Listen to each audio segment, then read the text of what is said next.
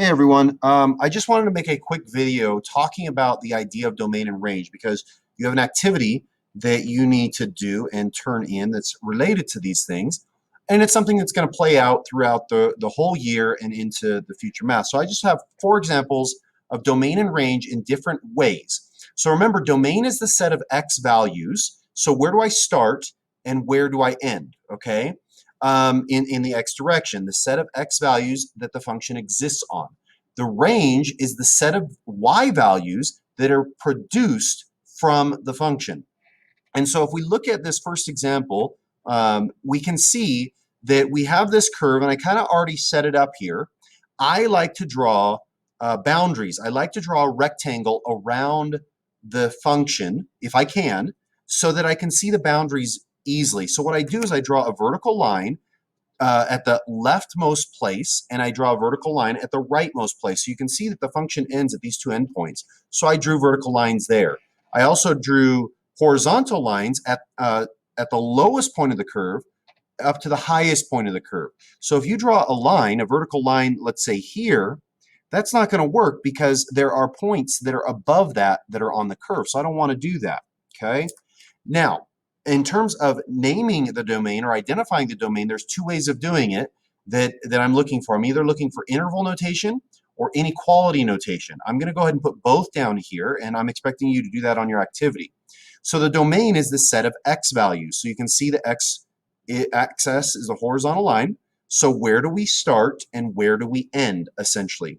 Well, if I count back, I start back at -5. So I can write it like this: -5 is and then an x, and then we end at +2. So from -5 to +2. Now, what we may not be comfortable with at this point is the idea of the open circle and the closed circle.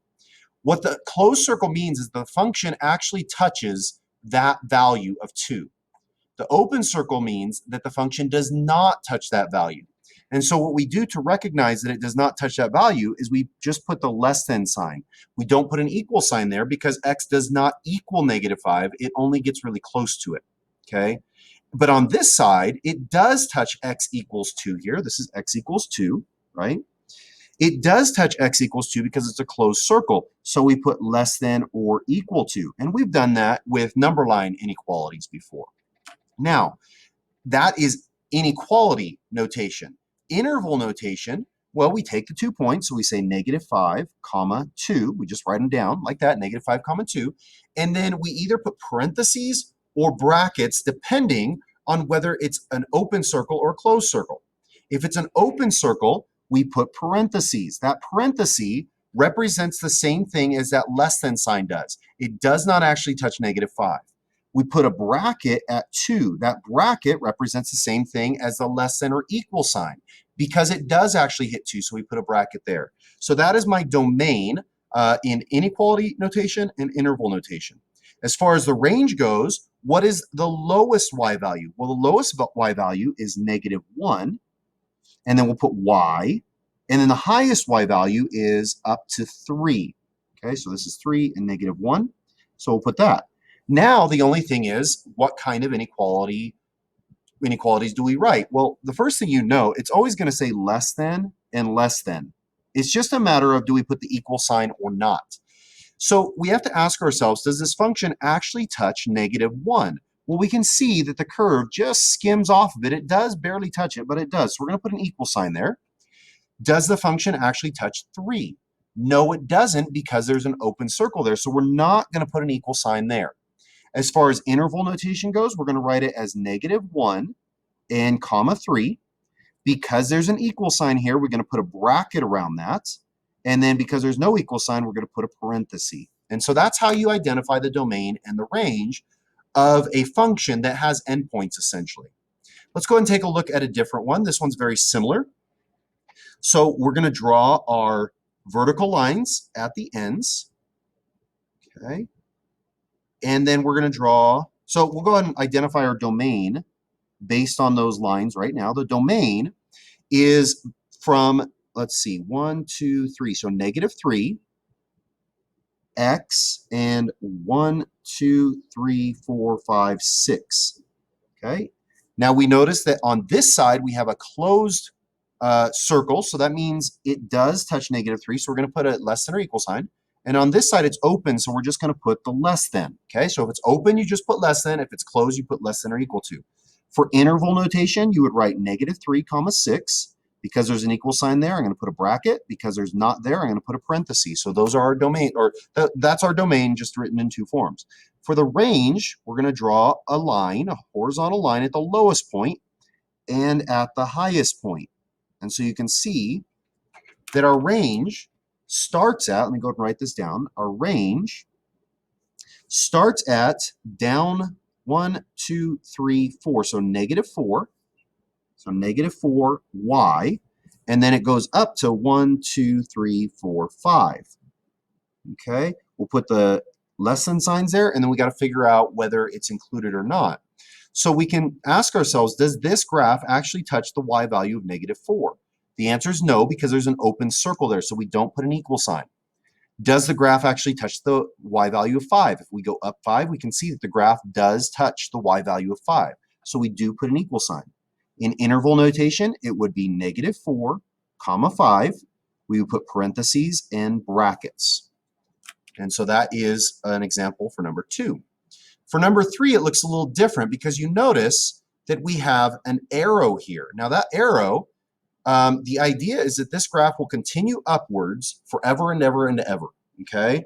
So if we were to go ahead and draw a box around this, we would draw this, we would be able to draw a vertical line at the beginning, but we couldn't draw a vertical line at the end because the arrow means that it keeps going up, up, up, up, up, which means it's also going to the right, to the right, to the right.